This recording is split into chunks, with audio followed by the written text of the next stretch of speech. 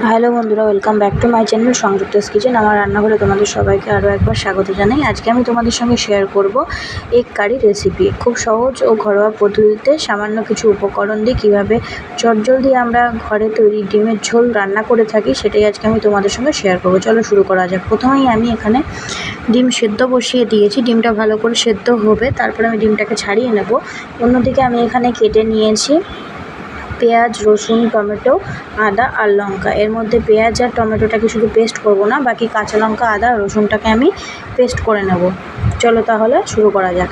প্রথমে গ্যাসের ওপরে কড়াই বসিয়ে দিয়েছি। কড়াইতে সর্ষের তেল দিয়ে দিয়েছি পরিমাণ মতন, এবং সর্ষের তেলটাকে একটু গরম হতে দেবো এবং একটুখানি ছড়িয়ে দিলাম কড়াইয়ের চারিদিকে। তারপরে আমি কেটে রাখা আলুগুলোকে ভালো করে ভেজে নেব। আমি এখানে 4-5টা মতো আলু নিয়েছি এবং আলুগুলোকে 2 টুকরো করে কেটে নিয়েছি, এবং আলুর সাইজটা আমি বড় বড়ই রেখেছি। আলুগুলোকে আমি ছোট করিনি, এবং বড় বড় করে আলু দিয়ে এগ কারি খেতে ভীষণ ভালো লাগে, সেজন্য আমি বড় করেই রেখেছি। এর মধ্যে আমি 1 চামচ লবণ দিয়ে দিয়েছি আর 1 চামচ হলুদ গুঁড়ো দিয়ে দিয়েছি।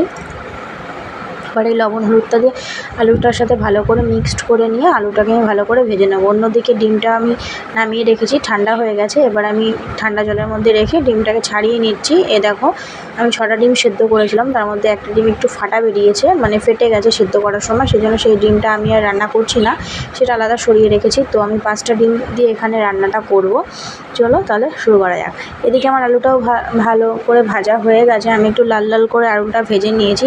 এগ কারি রেসিপির যে আলুগুলো, সেটা একটু বড় রাখলে ভালো লাগে এবং একটু লাল করে ভাজলে একটু বেশি ভালো লাগে, সেই জন্য আমি একটু লাল লাল করে ভেজে নিয়েছি। চলো দেখো, আমার আলু ভাজাটা ভালো করে কমপ্লিট হয়ে গেছে। এবার আমি আলুগুলোকে তুলে নেব। তুলে নিয়ে আমি একই তেলের মধ্যে ডিমগুলোকেও ভেজে নেব। আলু আমি তুলে নিলাম। এবার আমি আমার ডিমের মধ্যে হলুদ লবণ দিয়ে ভালো করে মাখিয়ে নিয়েছিলাম। তো এবার এই ডিমগুলোকে ওই একই তেলের মধ্যে দিয়ে এবার ডিমগুলোকে একটু লাল লাল করে ভেজে নেব। আমি একটুখানি কড়া করেই ভাজবো। এবার তোমরা যদি পছন্দ করো হালকা করে ভাজতে, তো হালকা করেও ভেজে নিতে পারো। একটু লাল লাল করে ভেজে নিয়েছি। এবার আমি ডিমগুলো ভাজা হয়ে গেলে ডিমগুলোকে তুলে নেব। আমার ডিমগুলো ভাজা হয়ে গেছে, আমি ডিমগুলো একে একে তুলে নিচ্ছি। আলু ডিম দুটোই ভাজা হয়ে গেছে, এবং ওই তেলের মধ্যেই দুটো শুকনো লঙ্কা আমি চিড়ে ফোড়ন দিয়ে দিলাম, আর 1/2 চামচ জিরে ফোড়ন দিয়েছি। এবার এই শুকনো লঙ্কা জিরেটা একটুখানি ভাজা হলে পরে তার মধ্যে আমি কুচিয়ে রাখা পেঁয়াজ আর টমেটোটা অ্যাড করে দেবো, দিয়ে আমি ভালো করে ভেজে নেব। দেখো, আমি টমেটো আর পেঁয়াজটা আমি পেস্ট করিনি, এটা আমি তেলের ওপর দিয়ে ভালো করে ভেজে নিলেও সেটাও মিক্সড হয়ে যাবে। পেস্ট করা আর লাগবে না আলাদা করে, এই জন্য আমি পেস্ট করিনি। তো এবারে এই পেঁয়াজ টমেটোটাকে ভালো করে আমি তেলের মধ্যে দিয়ে ভেজে নেব ফোড়নের সঙ্গে। তো আমি ভাজতে থাকি এদিকে। অন্যদিকে আমি মশলাটাও রেডি করে নিয়েছি। পেঁয়াজটা টমেটোটা যেহেতু ভাজিনি, তাই আমি অন্য মশলাগুলো, যেগুলো আদা, রসুন আর লঙ্কাটা আমি পেস্ট করে নিয়েছি। আর অন্যদিকে আমি দুটো তেজপাতা ফোড়ন দিয়ে দিয়েছি। তেজপাতা ফোড়নটা আগেও দিতে পারো তোমরা, আমি পরে দিয়ে দিয়েছি। আর 1/2 চামচ মতো চিনি অ্যাড করেছি। এই চিনিটা অ্যাড করার কারণ এটাই হলো, তাহলে ঝোলের কালারটাও সুন্দর আসবে এবং পেঁয়াজ ভাজাটাও খুব তাড়াতাড়ি হয়ে যাবে এবং রান্নার স্বাদটাও খুব সুন্দর হবে, সেই জন্য আমি 1/2 চামচ চিনি অ্যাড করেছি। এটা অপশনাল, তোমরা দিতেও পারো নাও দিতে পারো। আর এই দেখো, এদিকে হচ্ছে আমি যে আদা রসুন আর লঙ্কাটা রেখেছিলাম, এবার ওটাকে আমি পেস্ট করে নিলাম। পেস্ট করে নিয়ে আমি এবার ওই পেস্টটাকে কড়াইতে দিয়ে দিয়েছি, এবং এই যে মিক্সিতে করে আমি পেস্টটা করেছি, সেই মিক্সিটা ধুয়ে হালকা একটুখানি জলও আমি দিয়ে দিয়েছি, অ্যাড করে দিয়েছি, যাতে মশলাটা পুড়ে না যায়, এবং সামান্য একটু জল অ্যাড করে দিলাম। দেখো, সামান্য অল্প একটু জল অ্যাড করে দিচ্ছি, যাতে আমার মশলাটা পুড়ে না যায়। এবং এই মশলাটাকে এবার আমি কষাতে থাকবো, বেশ কিছুক্ষণ ধরে মশলাটাকে কষাতে হবে। কষাতে যখন তেল ছেড়ে দেবে, তারপরে আমি এই মশলাটাতে জল অ্যাড করব। এই মশলার মধ্যে আমি 1 চামচ মতো লবণ অ্যাড করলাম, আর 1 চামচ হলুদ গুঁড়ো অ্যাড করলাম।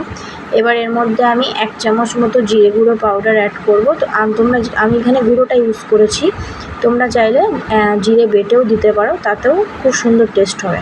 তো 1 চামচ জিরে গুঁড়ো দিয়েছি, আমি এখানে সানরাইজের জিরে গুঁড়ো ইউজ করেছি, আর 1 চামচ কাশ্মীরি লঙ্কার গুঁড়ো ইউজ করেছি, এটাও আমি সানরাইজেরই ইউজ করেছি। দেখো, এবার মশলাটাকে আমি ভালো করে কষিয়ে নেব। সমস্ত উপকরণগুলো একসঙ্গে ভালো করে মিক্সড করে এবার আমি ভালো করে কষিয়ে নেব। দেখো আমার মশলাটা ভালো করে কষানো হয়ে গেছে, আরও কিছুক্ষণ ধরে আমি ভালো করে কষাবো। মশলাটা যত কষানো ভালো হবে এগ কারির টেস্টটাও তত বাড়বে। যে কোনো ধরনের কারি রান্না যতক্ষণ ধরে কষানো যাবে তত তার স্বাদটা ততটাই বাড়তে থাকবে। এবার আমি এই কষানো মশলাটার মধ্যে ভেজে রাখা আলুগুলোকে অ্যাড করে দিচ্ছি। দেখো আলুগুলো বেশ বড় বড় সাইজের এবং আলুগুলো বেশ লাল করে আমি ভেজেছি। ভাজতে গিয়েই আলু অনেকটা সেদ্ধ হয়ে গেছে। আর এদিকে ডিমটাকে তো ভাজাই আছে, 5 পিস ডিম আছে এখানে। তো এবার মশলার সঙ্গে আলুটা ভালো করে আরও একবার কষিয়ে নেব, ভালো করে কষিয়ে নেব কিছুক্ষণ ধরে। কষানো হয়ে গেলে তারপরে আমি জল অ্যাড করব। দেখো আমি ভালো করে কষিয়ে নিচ্ছি, মশলার থেকে তেলও ছেড়ে দিয়েছে। দেখো কত সুন্দরভাবে কষানো হয়ে গেছে।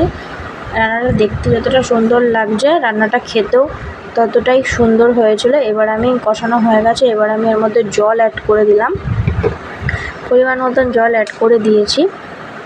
দেখো 5টা ডিমের জন্য আমি এইটুকুই ঝোল দিয়েছি। এবার আমি টেস্ট করে দেখে নিলাম যে লবণটা ঠিক আছে কিনা। দেখলাম লবণটা একটু কম হয়ে গেছে, তাই জন্য আমি আরও হাফ চামচ লবণ অ্যাড করলাম। এবার আমি এটাকে ঝোলটা পরিমাণ মতন দেওয়া হয়ে গেছে। এবার আমি ঢাকা দিয়ে কিছুক্ষণের জন্য এটাকে ঝোলটাকে ফুটতে দেব। তারপরে আমি ডিমগুলোকে এই ঝোলের মধ্যে অ্যাড করব। 5 মিনিট হয়ে গেছে। 5 মিনিট পরে আমি ঢাকা তুলে দেখলাম যে ভালোই ঝোলটা ফুটে গেছে এবং ঝোলটা অনেকটা কমে এসছে। এবার আমি এই ভেজে রাখা 5টা ডিম যেটা আমি তুলে রেখেছিলাম সেটা আমি এই ঝোলের মধ্যে অ্যাড করে দিলাম। এবার এই ডিম সহ আলুটাকে আরও কিছুক্ষণের জন্য ফুটতে দেবো, আরও 5 মিনিটের জন্য ফুটতে দেবো। তো আমি ঢাকাটা দিয়ে দেবো যাতে তাড়াতাড়ি এই ঝোলটা অনেকটা টেনে যায় এবং রান্নাটা যাতে তাড়াতাড়ি হয়ে যায়। আবার কিছুক্ষণ পরে আমি আবার ঢাকাটা তুললাম, দেখলাম যে অনেকটাই শুকিয়ে গেছে ঝোল এবং আলুও সেদ্ধ হয়ে গেছে খুব ভালোভাবে এবং গ্রেভিটা খুব ঘন হয়ে এসছে আর ডিমের ঝোলটা অনেকটা ঘন হয়ে এসছে। এবার আমি পরিমাণ মতন এর মধ্যে গরম মশলা অ্যাড করব। গরম মশলা অ্যাড করে আরও কিছুক্ষণ এটাকে ফুটিয়ে নেব, ফুটিয়ে কিছুক্ষণ ঢাকা দিয়ে রাখবো। তারপরে আমি এই ডিমের ঝোলটাকে সার্ভ করবো। দেখো হাফ চামচ মতন আমি গরম মশলার গুঁড়ো অ্যাড করে দিলাম। এটা আমি সানরাইজের গরম মশলা পাউডার ইউজ করেছি, তোমরা চাইলে এখানে বাটা মশলা ইউজ করতে পারো। আমার ডিমের ঝোলের রেসিপিটা অলমোস্ট রেডি হয়ে গেছে। আজকের রেসিপিটা তোমাদের কেমন লাগলো অবশ্যই আমাকে কমেন্ট করে জানিও। আমার রেসিপিগুলো যদি তোমাদের ভালো লেগে থাকে তাহলে প্লিজ লাইক করো, কমেন্ট করো, শেয়ার করো এবং আমার চ্যানেলটাকে সাবস্ক্রাইব করে দিও। এই হলো আমার ডিমের ঝোলের রেসিপির ফাইনাল লুকটা। দেখো দেখতেও যতটা সুন্দর হয়েছে ডিমের ঝোলটা ততটা খেতেও সুন্দর হয়েছিল। কাশ্মীরি লঙ্কার গুঁড়ো অ্যাড করার জন্য ডিমের ঝোলের কালারটাও খুব সুন্দর এসছে। তোমরা বাড়িতে অবশ্যই বানিয়ে খেয়ে দেখো এবং কেমন লাগলো সেটা অবশ্যই আমাকে কমেন্ট বক্সে জানিও। আজকের ভিডিওটা এই পর্যন্তই, আরও পরবর্তী কোনো ভিডিওতে তোমাদের সঙ্গে আবার দেখা হবে। এই হলো আমার ডিমের ঝোলের রেসিপির ফাইনাল লুকটা। দেখো গ্রেভিটা কত সুন্দর দেখতে হয়েছে এবং খেতেও খুব টেস্ট হয়েছিল, খুব সুন্দর হয়েছিল। তো আজকের রেসিপিটা এই পর্যন্তই, আবার পরবর্তী কোনো ভিডিওতে তোমাদের সঙ্গে দেখা হবে।